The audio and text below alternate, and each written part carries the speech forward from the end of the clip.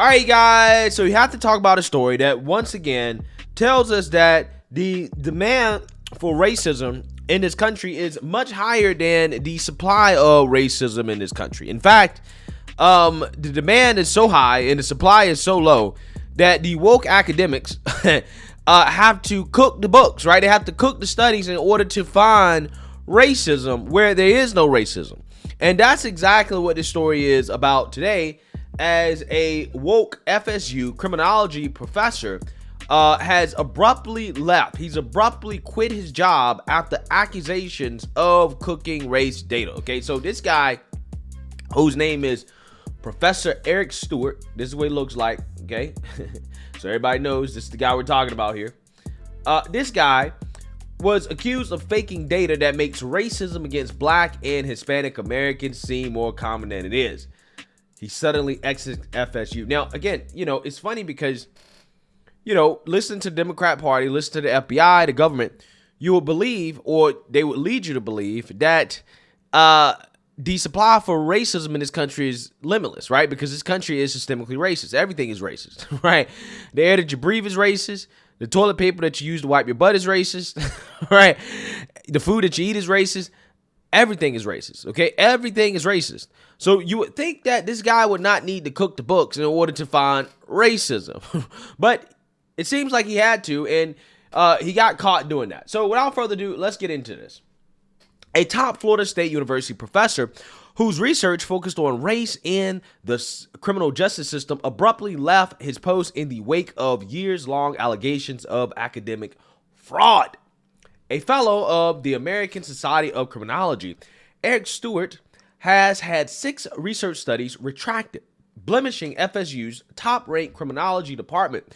Stewart was first accused of falsifying data in 2019 by Professor Justin Pickett of the University of Albany, who co-authored a 2021 study with Stewart. Yeah, so my first question here is that FSU has a top-ranked criminology department. So that means that the professors in that department must be pretty distinguished. Now, for this guy to work in a distinguished criminology department, you would think that he would not have to cook his own studies in order to come to the conclusions that he's trying to come to, right? A skilled professor would be able to find it or find a conclusion with real data, right? That's what a skilled propaganda professor would do. This guy seems to be an amateur, right? Which leads me to believe that maybe, just maybe, he may be an affirmative action hire, right? Maybe the guy got his job because he's Black, right? And because of skin color or whatever, more so than his actual merit or his credentials. I'm just saying.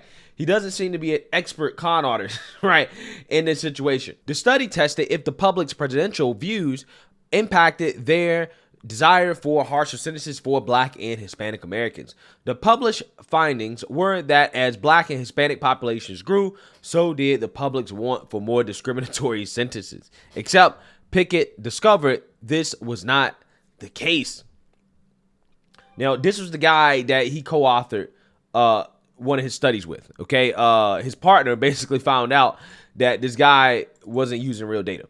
In the original data, no relationship was found between growing minority populations and demands for increased sentences. If anything, Pickett pointed out it was quite the opposite. And that's pretty interesting, right? So the study didn't find that as minority populations grow, the demands for increased sentences also grows, right? So what he's trying to prove is that more racism exists in areas that have growing minority populations, right? AKA the white man trying to systemically put down minorities through harsher sentences as more of these populations grow in a city. Like, for example, I guess what he's trying to say is that, well, if minorities are growing in a mostly white city, then it means that, again, the white man is going to try to lock more of them up, right?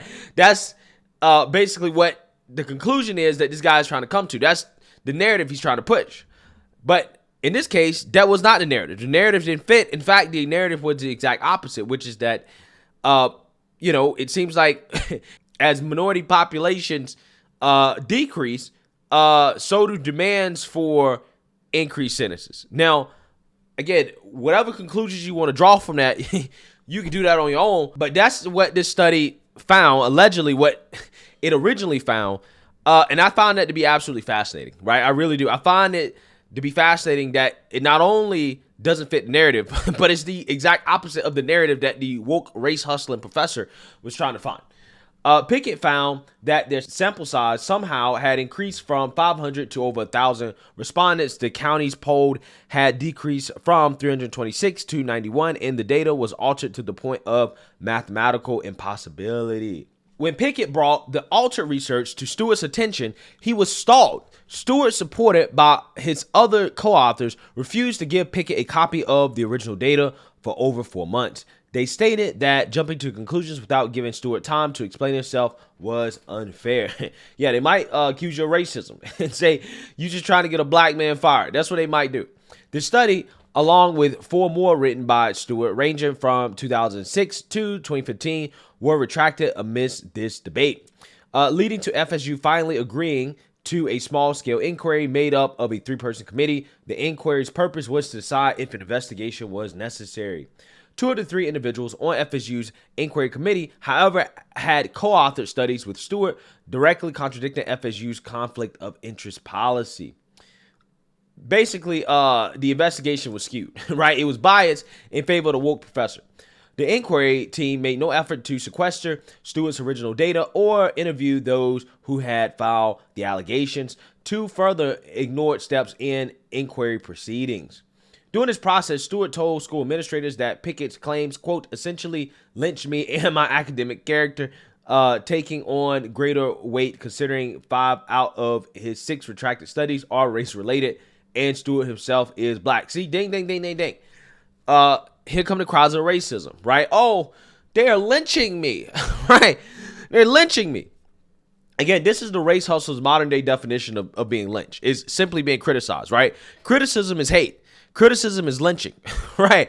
Again, this stuff is, you can't make this stuff up. The committee stated that they did not find enough evidence for fraud nor to move forward with an investigation, seemingly ending the dispute. That is, however, until June 2020, when a new allegation over a 6 retracted work reached the university, reinitiating an inquiry and resulting investigation, and this time it did not come up short. Professor Stewart's 16-year FSU career appears to have ended, signaled by his abrupt March 2023 absence. His sudden, unexplainable replacement may indicate the looming end of the investigation, with enough evidence of fraud discovered to justify termination. Stewart, who earned nearly $190,000 per year, couldn't be reached for comment, while FSU declined to discuss his tenure and mid-March departure. Yeah, ain't that crazy? Ain't that absolutely something? Now you see why these woke race hustlers exist, okay? This guy is earning $190,000 a year to come up with studies showing that the country's racist, right? And again, people keep wondering, why in the world is there such a demand for racism, right? It's because it's lucrative. It's lucrative. $190,000 a year. But the supply for it was so low that this man had to cook the books, right? Cook the data. Again, it's absolutely amazing. This is what we're paying woke race hustlers. Okay, this guy's in the top 5% with a salary like that. Getting paid to do what? Divide. Okay, divide America with lies. Though Professor Pickett declined to discuss the investigation, he did tell the Florida Standard of the immense pressure for professors to publish or perish. He explained the gaping accountability loopholes in research, citing that 1 in 50 scientists have admitted to faking data. Yeah, I believe it, right?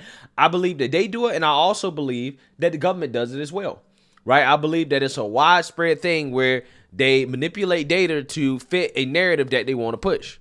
Okay, this is exactly what they do. It's not just an academia thing. It is a government thing. It is systemic, right?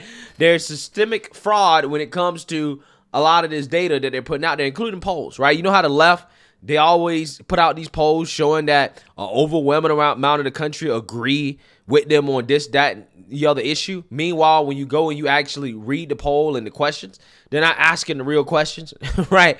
They're not asking the real questions. You know, it's kind of funny how that works. I mean, there's just so much fraudulence going on here. Quote, there's a huge monetary incentive to falsify data, and there's no accountability. If you do this, the probability you'll get caught is so low. Pickett said that those who co-author studies are usually friends and unlikely to report a colleague's fraud. If it is reported, the university will rarely act. He highlighted Duke University's recent fraud scandal in which they paid upwards of $100 million for a large-scale cover-up. Quote, there's too much incentive to fake data and too little oversight. Facts, right?